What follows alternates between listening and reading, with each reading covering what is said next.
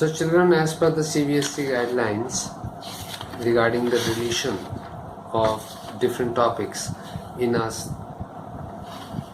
course, so chapter number 4, that is market, a social institution, and in part B, globalization, has been deleted. Therefore, we are going to start with chapter number 5. The name of the chapter is Patterns of Social Inequality and Exclusion.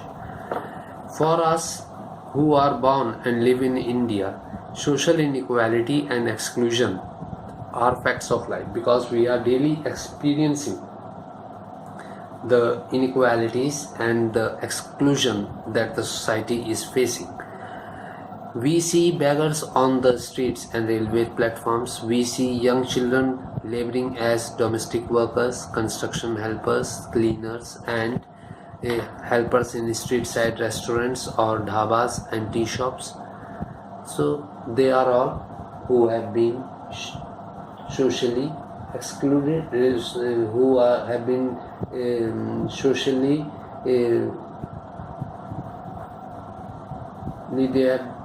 they are not being given the equal rights which the other children are getting, or other persons are getting of the same age group.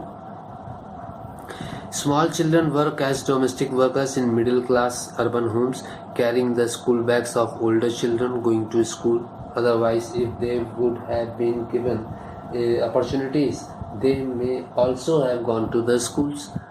Some children are denied schooling. Some of us read about caste discrimination against children in school, news reports about violence against women and prejudice against minority groups, and the differently abled are part of our everyday lives. So these are the things that we are seeing, we are facing, experiencing on day-to-day basis. The everyday of social inequality and exclusion often make them appear inevitable, almost natural. So the everyday news, the everyday experiences, the everyday readings makes us believe that this is inevitable. It can't be. Our society cannot live without it. It is almost natural.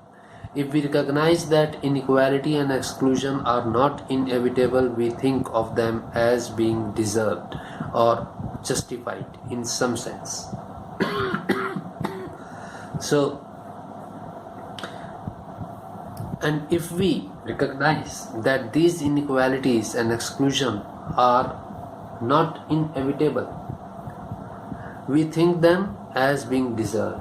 We start thinking that particular person who is suffering, he deserved that sufferance, and everything is justified.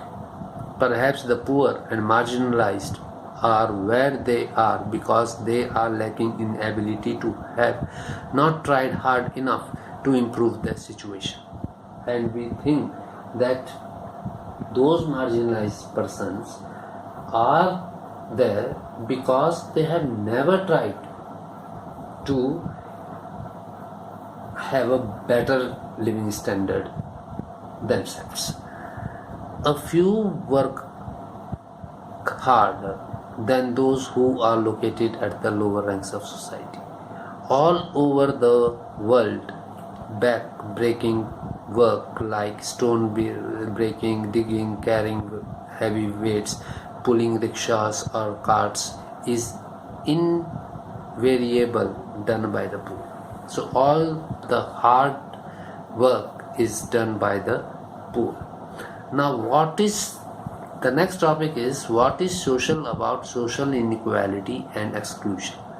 Before starting it, let us find out what is social inequality. The pattern of unequal access to resources are called social inequality. Whatever resources are there, the persons who are not able to get those resources, access those resources, they are said to be socially unequal.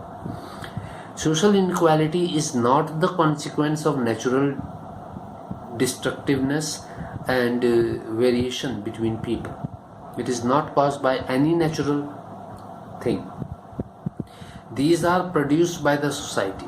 They are created, produced by the society. Some people are in the society are at a hunger level in terms of money, poverty, property, education, knowledge, health and honor, while others at the lowest level is called social inequality. So some people are able to get earn huge amounts of money. They have property, they have better education, they have knowledge, they can make avail all the health facilities, honor, while the poor, they can't get all these things. It may get manifested in three forms of resources. Social inequality is manifested in three forms of resources, that is economic capital, which is your money, cultural capital, states, and social capital is your contracts.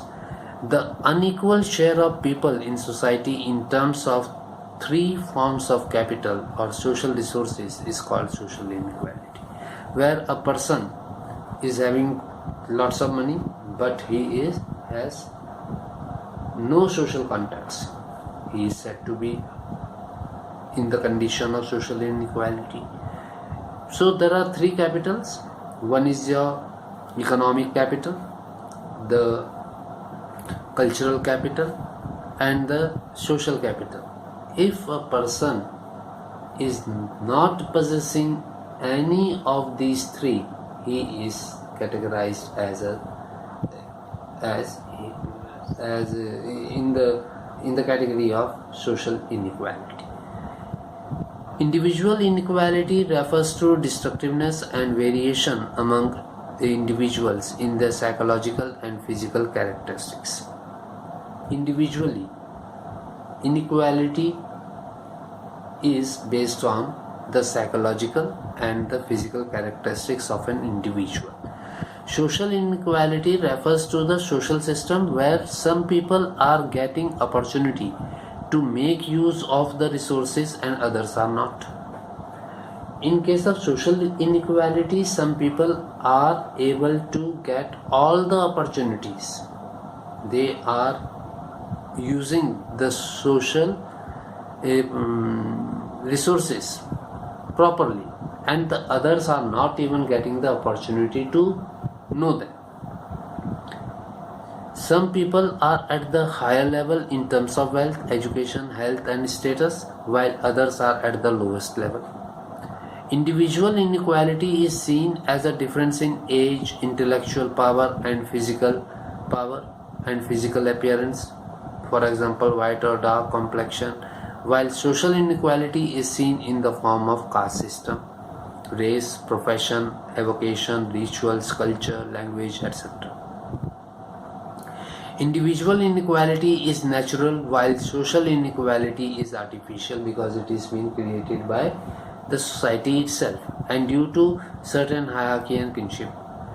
Individual inequality can be removed when so desired, if desired by an individual.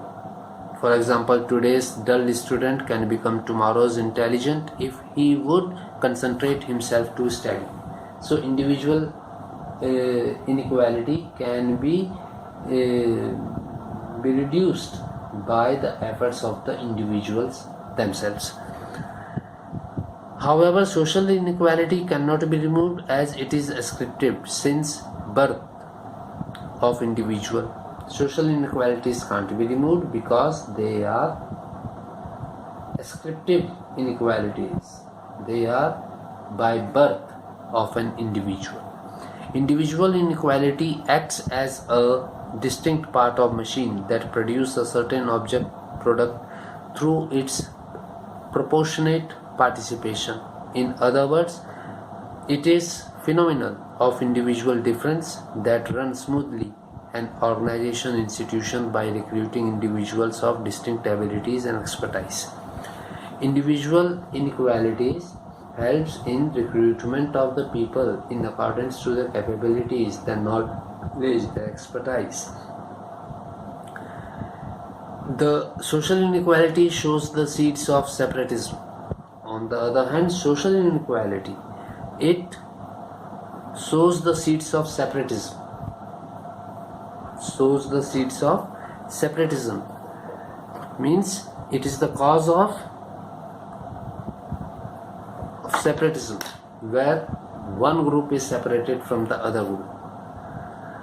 Malice and enmity, communal rights, conflicts, and even massacre at results of social inequalities. Individual inequalities establishes harmony, reconciliation, and oneness in the society, while social inequality ends in conflict and differences at physical, mental, and emotional levels of individual.